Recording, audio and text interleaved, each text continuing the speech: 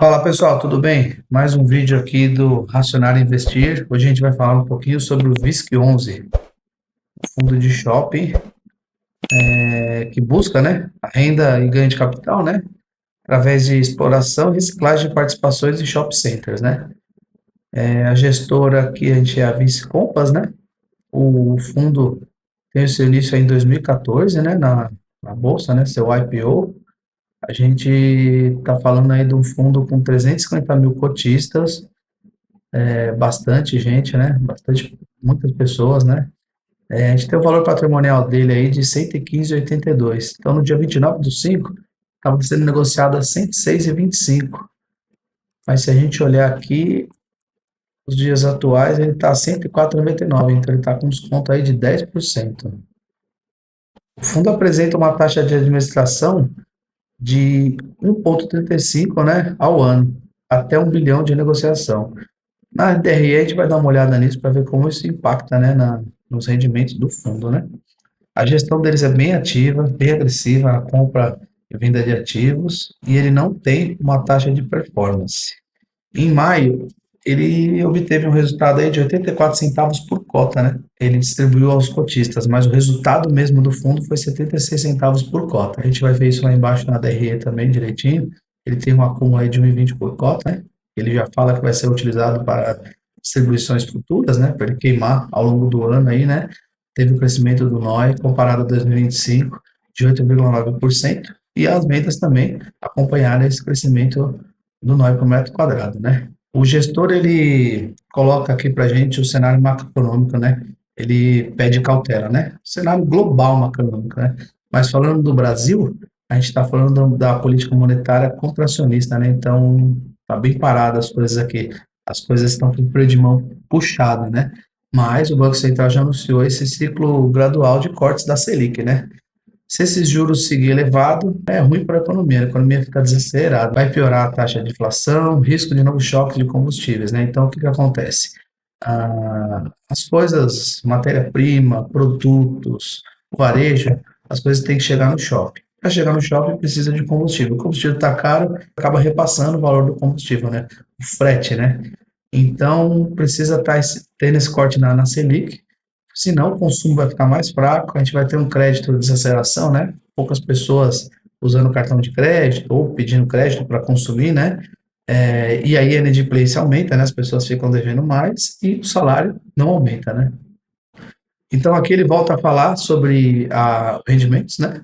84 centavos por cota, que foi pago em maio, né? Se eu não me engano, dia 15 ontem, mais foi gerado 76 centavos por cota e um resultado acumulado não distribuído de R$ 85 por cota, né? Ele, volta a frisar aqui, ele tem o total de 1,20 acumulado por cota para ser distribuído ao longo do ano, né? Para manter esse guidance dele aí. Lá na frente a gente vai mostrar o guidance, se eu não me engano, é de 84 a 90 centavos por cota até o final do ano. Vamos dar uma olhada agora na DRE do fundo.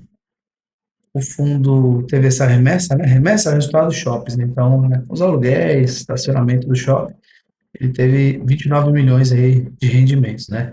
Então, depois que é tirada a taxa de administração, como a gente estava falando em cima, o fundo tem um resultado total de 21 milhões e ele usa um pouco do seu caixa para distribuir 24 milhões aos cotistas, que dá esses 84 centavos por cota.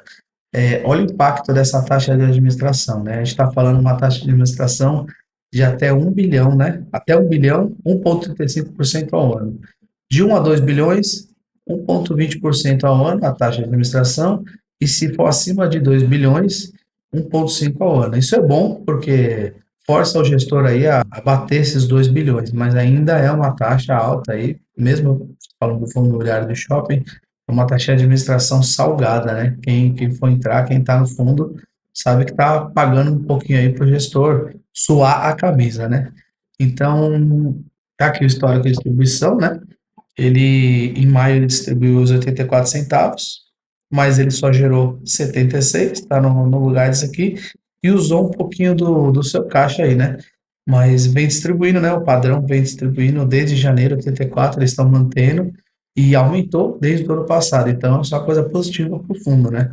Eles aumentaram a distribuição e estão mantendo o padrão agora para 2026. Falando em 2026, o guidance vem sendo mantido desde o ano passado, né? Então, no ano passado eles tinham esse guidance aqui de 80, né? 80, 85, 81 centavos, né? Eles aumentaram esse guidance aqui depois de janeiro para fevereiro, né? E vem mantendo, pagando os 84 centavos por cota, que pode chegar até 90. Eles estão na banda mínima do guidance, mas é aquele negócio. Se aumentar é bom, né? Se não diminuir, coisa que eu acho que não aconteça, vai ser melhor ainda. Se a gente fala do IFIX um pouquinho, comparação dele com o IFIX, a gente está falando desde 2017, né? Então a gente tem uma janela aí de quase 10 anos, né? O, o VISC apresentou uma rentabilidade de 118%, comparado a 74% contra o IFIX, né? Ele vem ganhando do IFIX.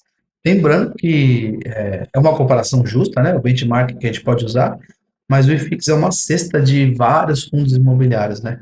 Então, você pode ter fundo de papel aqui dentro do IFIX, fundo de shopping, fundo de tijolo, FOF, mas é o benchmark que a gente pode usar. Existem outras métricas de comparação também que a gente gosta de dar uma olhada, seria essa daqui, ó, que a gente vai estar vendo junto com o CDI.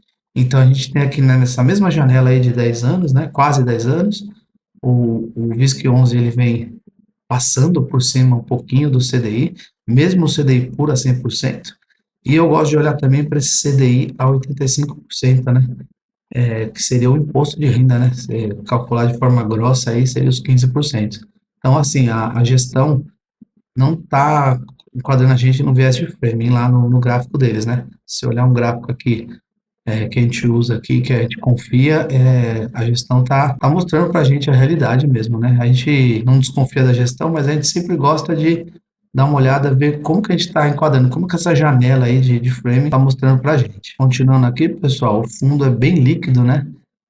A gente pode ver aqui, ó, desde a comparação de um ano para trás, como aumentou, né, o volume médio de negociação.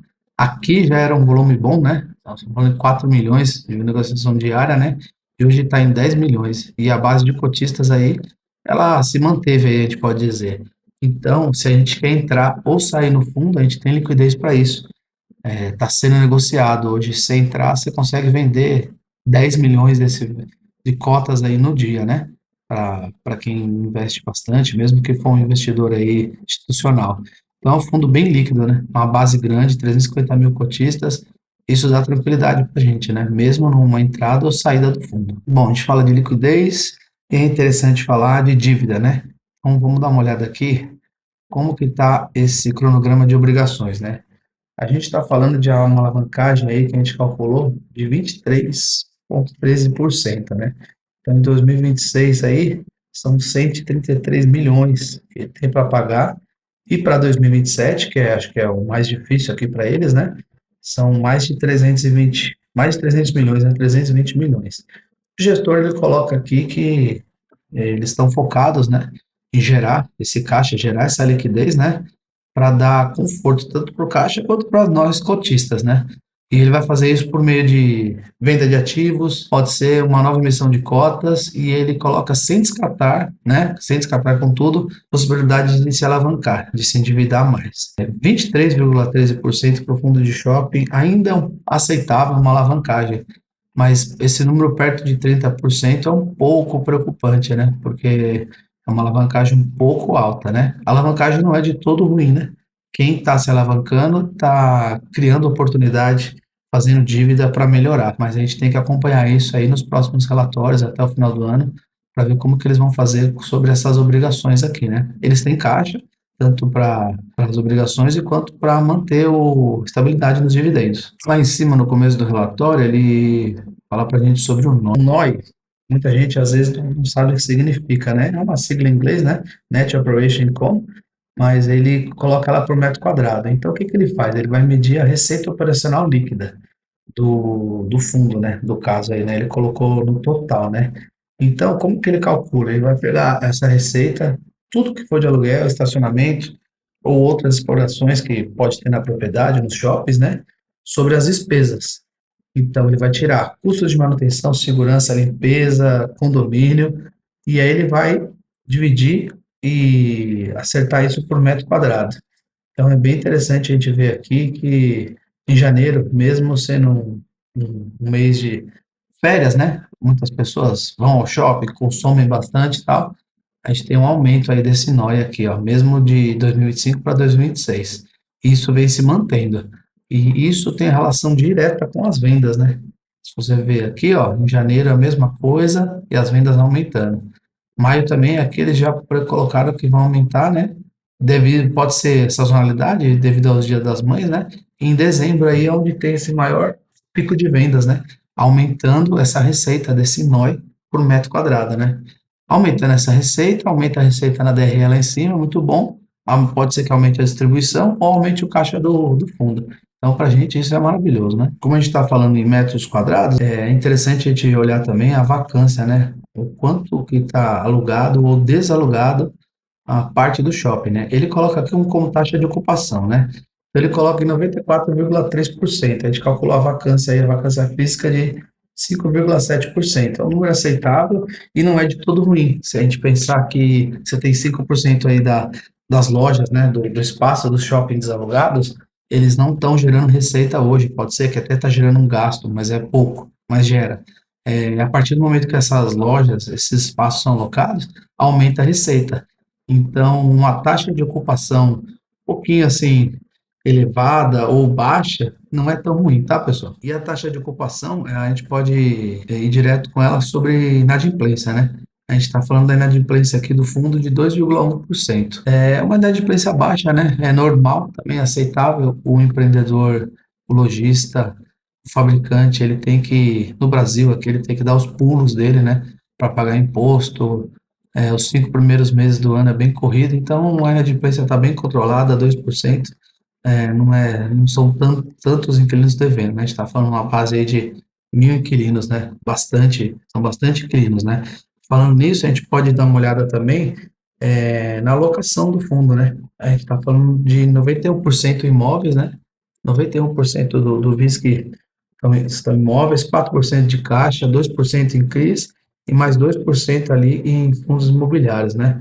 A gente está falando de uma participação em 32 shoppings. Então, os shoppings, todos esses shoppings aqui, né? Dividido aí em 15 estados brasileiros. Acho bem legal esse gráfico que eles mostram aí, né?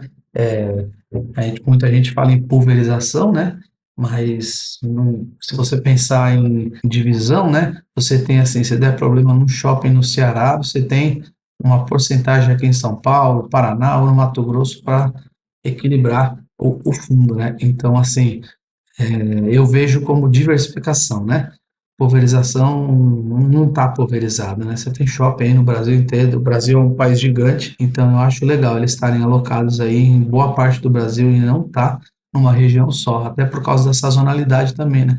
Tem alguns estados que têm festas específicas, então pode ser que o consumo, o varejo ali em lojas aumente, né? Dependendo do local do país. E esses lojistas, eles possuem esses contratos típicos, né? Poucos contratos atípicos, né? Contratos típicos, eles têm um padrão aí para shopping, né? Um padrão aí de vencimento de 5 anos, uma taxa alta de renovação.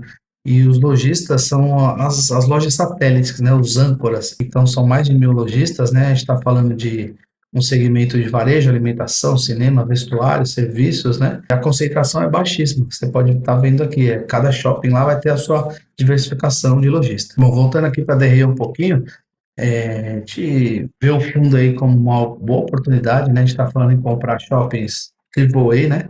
Abaixo do valor patrimonial, a gente está falando lá em 0,90, no desconto de 10%. Tem um risco, né? Um risco médio, porque a alta taxa de juros pode diminuir o consumo das famílias, né? E o risco de alavancagem, aquele risco que a gente viu lá das obrigações para 2027. Vacância bem baixa do fundo, 2%, bem controlada. Eles têm essa reserva de lucro aí de 1,20 acumulada aí para estar pagando esses dividendos até o final do ano. E se a gente for um pouco otimista, pode ser que até janeiro, fevereiro do ano que vem, né? O risco de alavancagem, a gente já falou, não está queimando caixa, pelo contrário, está usando um pouquinho dessa reserva, né? Mas é muito pouco essa queima de caixa. Esse desconto de 10% é muito bom. E a tendência para 2026 é o dividendo se estabilizar. O fundo quer manter aquele guidance aí de 84 a 90 centavos por cota que a gente viu aqui. Então, pessoal, basicamente é isso.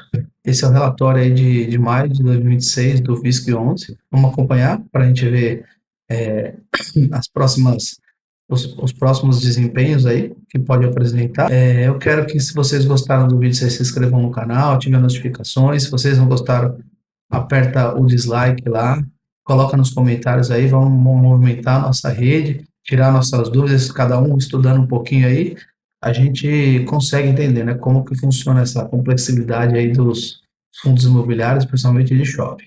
Então, até a próxima, pessoal.